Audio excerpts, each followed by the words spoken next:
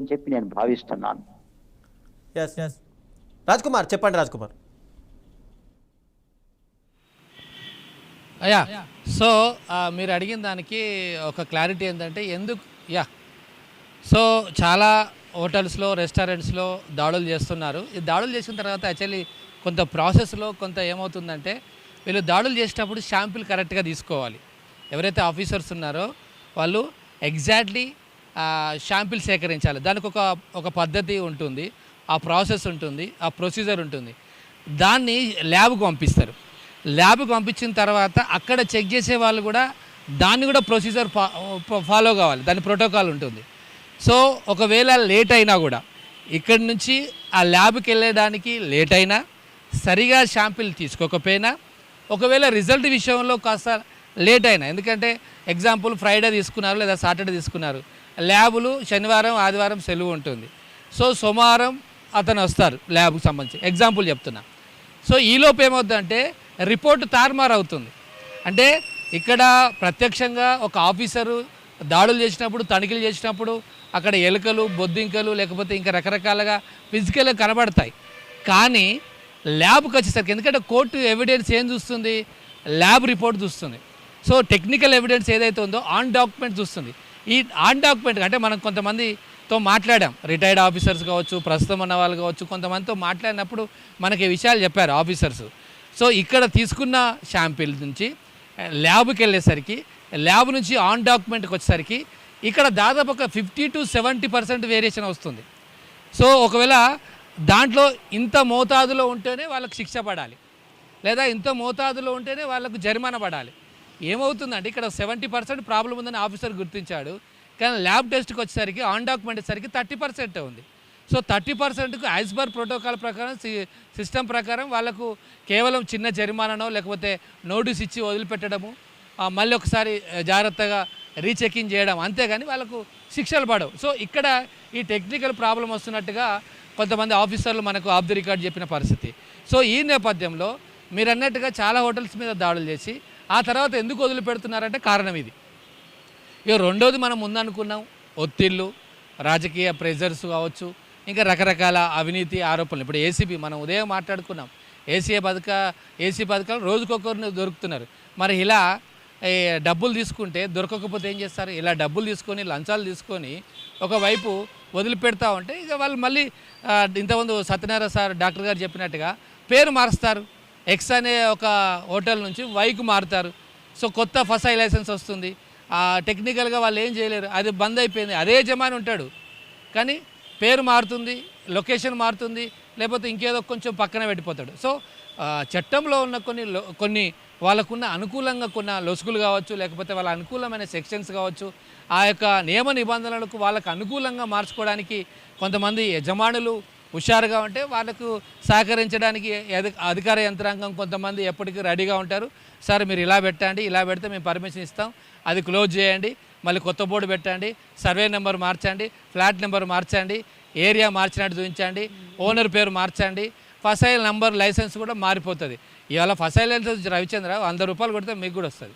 100 rupees మీరు ఆన్లైన్లో మీరు కూడా అప్లై చేసుకోవచ్చు. ఆ తర్వాత తనిఖీలు, ఆ తర్వాత ఏదైనా కంప్లైంట్ వస్తే వస్తారు. ఇలా కంప్లైంట్ వస్తే దాడులు చేయడం కాదు, లైసెన్స్ ఇచ్చే ముందే ఒకసారి చెక్ చేస్తే బాగుంటుంది. కానీ తగిన ఇంతకుముందు రమేష్ చెప్పినట్టుగా మొత్తం గ్రేటర్ హైదరాబాద్లో 30 మంది ఆఫీసర్స్ ఉన్నారు. 30 మంది ఆఫీసర్స్తో 1.5 కోటి జనాభాకు, లేకపోతే 1,00,000 హోటళ్లను అతని జీవితకాలం అంతా కూడా రోజు చెక్ చేసినా కూడా సరిపోదు. సో ప్రభుత్వం కూడా దీని మీద నిర్లక్ష్యం వహిస్తుంది, ప్రభుత్వ పెద్దలు కూడా నిర్లక్ష్యం వహిస్తున్నారు. ఇంతమంది అంటే దాదాపు ఈ యొక్క హోటల్లో ఏదో ఒక రోజు ఖచ్చితంగా ప్రతి ఒక్క వ్యక్తి వాళ్ళ తినాల్సిందే. కొన్ని గతంలో పూర్వకాలంలో పండుగలు ఉన్నప్పుడు బయట తినేదట, కానీ ఈరోజు ప్రతిరోజు బయట తిని పండుగలు వచ్చినప్పుడు మాత్రం ఇట్లా తింటున్నారు. మొత్తం ట్రెండ్ మారింది. ఇవాళ ఐటీ పీపుల్ వచ్చారు, వాళ్ళకు టిఫిన్లు తీసుకుపోవడము, రాత్రులు తినడము కష్టమవుతుంది. కాబట్టి అక్కడికి వెళ్తారు, dosa corner, idli corner, puri corner, ఏదో కార్నర్స్ ఉంటాయి, స్ట్రీట్ కార్నర్ అని తినేస్తుంటారు. అది ఎక్కడ వండుతున్నారు? ఇంతకుముందు మన రమేష్ చెప్పినట్టుగా క్లౌడ్ కిచెన్స్ ఈ మధ్యలో బాగా అయిపోయినాయి. ఎక్కడొక్కడ అవుట్ కట్స్లో ఒకటి పెట్టేసి దాదాపు ఒక 50 నుంచి 100 హోటళ్ళ బ్రాంచీలకు ఇవాళ సప్లై చేస్తున్నారు. అంటే సో ఇవాళ దాడులు ఎంత చేసినా కూడా మళ్ళీ రిపోర్ట్లో మేనేజ్ చేయడం కావచ్చు, లేకపోతే రిపోర్ట్లో ఆ శాంపిల్ తీసుకోవడంలో కొంత అశ్రద్ధ కావచ్చు, కొంత అనుభవరాహిత్యం కావచ్చు, ఇంకా రకరకాల కారణాల వల్ల వాళ్ళకి శిక్షలు పడతలేవు. కొంతమందికే శిక్షలు పడ్డాయి. మనం చూసాం లాస్ట్ ఇయర్ ఆల్ఫా హోటల్లో ఒకసారి దాన్ని క్లోజ్ చేశారు. మళ్ళీ వాళ్ళు కోర్టుకు వెళ్ళి మళ్ళీ తెచ్చుకొని మళ్ళీ స్టార్ట్ చేశారు.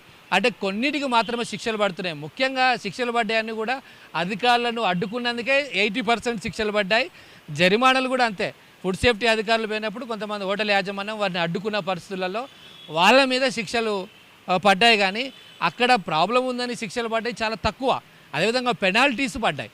పెనాల్టీస్ కొన్ని హోటల్స్లో పెద్ద పెద్ద పబ్బులు కావచ్చు, రెస్టారెంట్స్ కావచ్చు 20,000 నుంచి ₹1,00,000 వరకు. ఈ ఆల్ఫా హోటల్ సికింద్రాబాద్లో ఏదైతుందో ₹1,00,000 ఫైన్ వేశారు.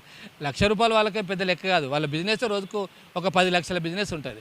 కాబట్టి ₹1,00,000 కట్టడం అంత పెద్ద హోటల్కి పెద్ద లెక్కేం కాదు.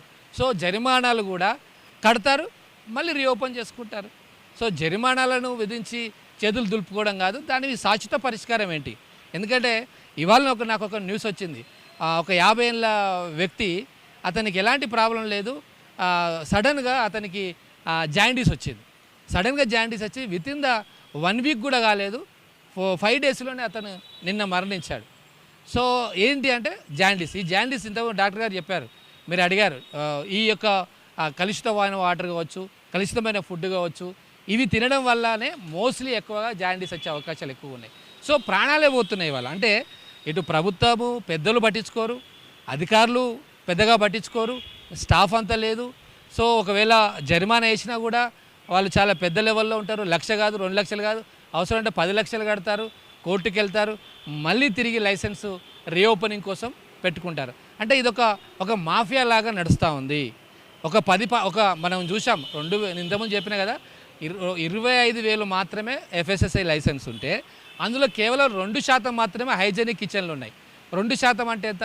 దాదాపు 400 హోటళ్ళు మాత్రమే హైదరాబాద్లో హైజెనిక్ కిచెన్, అంటే చాలా పరిశుభ్రంగా కిచెన్లు ఉన్నాయని ఫుడ్ సేఫ్టీ వాళ్ళు ఆఫీసర్ వాళ్ళు లైసెన్స్ వాళ్ళకు ఇస్తారు, ఈ హైజెనిక్ కిచెన్ అని. అంటే లైసెన్స్ లేనివి 75,000 అయితే 25,000 ఉంటే 25,000లో కేవలం 400 మాత్రమే హైజెనిక్. మిగతా పరిస్థితి ఏంది?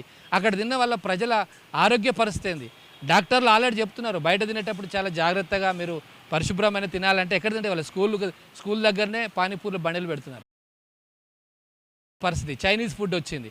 చైనీస్ ఫుడ్ కూడా ఒక్కసారి 2 సార్లు తింటే మూడోసారిగా రెగ్యులర్గా వెళ్ళాల్సిన అందులో రసాయనంలో కలుపుతున్నారు అనేది ఒక ఆరోపణ.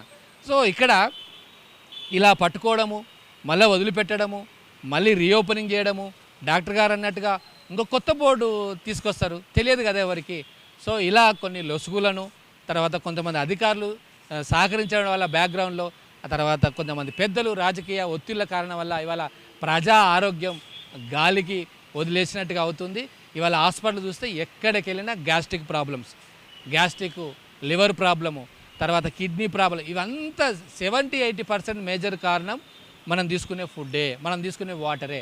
సో ఇంత పెద్ద ఇష్యూను నిజంగా అటు ప్రభుత్వ అధికారులు పట్టించుకోవట్లేదు, రాజకీయ నాయకులు, ప్రజలు కూడా పట్టించుకోవట్లేదు, తినేవాళ్ళు కూడా పెద్దగా పట్టించుకోవట్లేదు అనే ఆరోపణలు కూడా ఉన్నాయి. ప్రజలు కూడా తమ సొంత ఆరోగ్యాన్ని కాపాడుకునే విషయంలో ఇంటి ఫుడ్కు ప్రియారిటీ ఇవ్వాలి, తప్పని పరిస్థితుల్లో బయట తినాలి. తినేటప్పుడు అవి కొంచెం మంచిగా ఉన్నాయా లేదా, కొంచెం హోటల్ యజమానులు బాగాలేనప్పుడు హెచ్చరించడము, లేదా ఫుడ్ సేఫ్టీ అధికారులకు కంప్లైంట్ చేయడం, ఫిర్యాదు చేయడం లాంటివి కనుక చేస్తే కొంత భయపడే అవకాశాలని ఇల్లు అందరూ ఇన్వాల్వ్మెంట్ కావాలి. ఇంతకుముందు సత్యనారాయణ గారు చెప్పినట్టు కమ్యూనిటీ సెంటర్స్ కూడా ఇన్వాల్వ్మెంట్ కావాలి, లోకల్ అసోసియేషన్స్ ఉంటాయి, వాళ్ళు కూడా ఇన్వాల్వ్మెంట్ కావాలి. సో ఇది అందరి బాధ్యత, ఒకరి మీద ఎవరో ఆఫీసర్స్ మీద వదిలిపెట్టేసి మనం చేయడానికి లేదు.